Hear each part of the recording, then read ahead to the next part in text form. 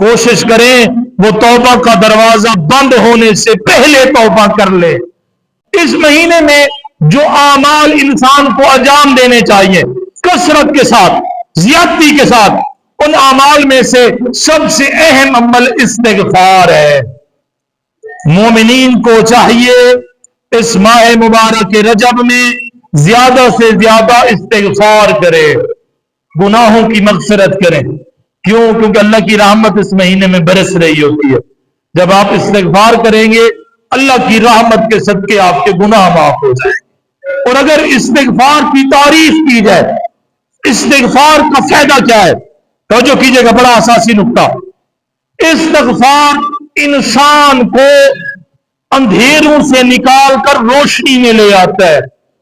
استغفار انسان کو اندھیروں سے نکال کر روشنی کی طرف لے جاتا ہے۔ میں دنیاوی روشنی کی بات نہیں کر رہا، میں قلب کے اندھیرے اور قلب کی روشنی کی بات کر رہا ہوں۔ اگر آپ کا قلب، آپ کا دل، آپ کی روح گناہوں سے آلودہ ہو کر سیاہی میں چلی گئی ہے تو گھبرانے کی ضرورت نہیں ہے۔ اللہ نے رجب المرجب جیسا مہینہ دیا ہے، اس میں استغفار کرے اور اپنے دل کو اندھیروں سے نکال کر روشنی کی طرف لے آئیے۔ اب توجہ کیجئے گا، ایک آپ سے سوال، تھوڑی سی تنبیہ۔ آپ لوگ دنیا میں روشنیوں کا انتظام کرتے ہیں، آپ لوگوں سے مراد ہم سب ہیں۔ دنیا میں روشنیوں کا انتظام کرتے ہیں، بجلی کی لوڈ شیڈنگ بہت زیادہ ہے، ہم سولر لگواتے ہیں، سولر لگوائیں گے بجلی بند نہیں ہوگی، اندھیرے سے اس بندے کو ڈر بھی بڑا لگتا ہے۔ اور کیا خیال ہے قبر میں بھی روشنی کرنی ہے یا نہیں کرنی؟ جو بندے کو، جس بندے کو رات کو بجلی چلی جائے اس کو فکر ہے سولر ہونا چاہیے، لائٹ بند نہیں ہونی چاہیے۔ جب دنیا میں یہ فکر کرتے ہو کہ ہمارے کمرے کی لائٹ بند نہ ہو، کیا خیال ہے قبر جو اندھیری رات ہے اس میں بھی روشنی کا بندوبست کرنا ہے یا نہیں کرنا؟ یقیناً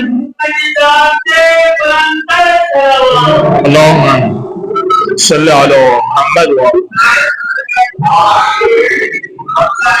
یقیناً ہر بندہ یہی چاہے گا کہ لا دعا کیجئے جب ہماری آنکھ بند ہو وہ روشنیاں جو ہم نے کھلی آنکھ کے لیے جلائی تھی، جب آنکھ بند ہو، آنکھ بند ہونے کے بعد وہ روشنیاں بند نہ ہو، آنکھ بند ہونے کے بعد بھی ہماری قبر روشن رہے۔ جو ایسا چاہتا ہے اس کے لیے ضروری ہے اس مہینے میں استغفار کرے، اللہ سے توبہ مانگے، اللہ سے معافی مانگے۔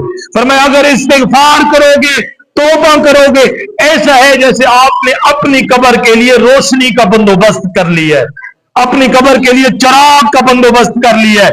پھر آپ کو قبر میں اندھیرا نہیں ہوگا، پھر آپ کو اندھیرے سے ڈر نہیں لگے گا، بلکہ آپ کی قبر منور نظر آئے گی، آپ کی قبر روشن نظر آئے گی۔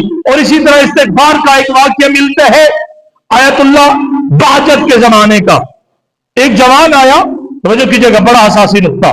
ایک جوان آیا آیت اللہ بہجت کی خدمت میں، سلام علیکم السلام، سلام و دعا کے بعد اس جوان نے کہا کہ بلا میں نے رات کو عالم خواب میں ایک خواب دیکھا ہے، میں نے خواب میں دیکھا ہے کہ میں دنیا سے چلا گیا ہوں، میری روح قبض ہو گئی ہے، فرشتے مجھے پہاڑ کی ایک چوٹی کے اوپر لے گئے ہیں۔ جب میں چوٹی پہ پہنچا ہوں فرشتوں نے میرے دونوں بازوں کو پکڑا ہوا ہے، توجہ کیجئے گا، دونوں بازوں کو پکڑا ہوا ہے اور مجھے چوٹی سے نیچے گرانا چاہتے ہیں، اور مجھے اونچائی سے ڈر بھی بڑا لگتا ہے۔ جب وہ چوٹی سے نیچے گرا رہے تھے میرے ذہن میں اور کچھ نہیں آیا، میں کیا کروں؟ کہتے ہیں انہوں نے چوٹی سے گرانا شروع کیا، میں نے ادھر سے استغفار کرنا شروع کر دیا، میں نے استغفر اللہ، اللہم صلی علی محمد، میں نے ادھر سے استغفار کرنا شروع کر دیا، استغفر اللہ ربی واتوب الیہ، میں نے تسبیح پڑھنا شروع کر دی۔ کہتے ہیں جیسے جیسے میں تسبیح پڑھتا گیا وہ جو بلندی سے مجھے گرا رہے تھے میری سپیڈ آتے آتے کم ہو گئی، جب میں زمین پہ پہنچا میری سپیڈ بالکل نارمل ہو چکی تھی اور میں آ کے زمین کے اوپر بیٹھ گیا۔ یعنی وہ جو اونچائی سے گرایا جا رہا تھا جس کی مشکلات تھی، آتا تو نیچے تباہ ہو جاتا، برباد ہو جاتا، استغفار تھا جس نے اس کو بچا لیا۔ جب آقا بہجت نے یہ خواب سنا تو آقا بہجت نے یہی جملے کہے، اپنی زندگی میں زیادہ سے زیادہ استغفار کیا کرو، استغفر اللہ کی تسبیح پڑھا۔ عزیزان جوانان، گناہگار سب ہیں، گناہگار سب ہیں، لیکن اللہ نے توبہ کا دروازہ بند نہیں کیا۔ توبہ کا دروازہ سب کے لیے کھلا ہے۔ کوشش کریں وہ توبہ کا دروازہ بند ہونے سے پہلے توبہ کر لے۔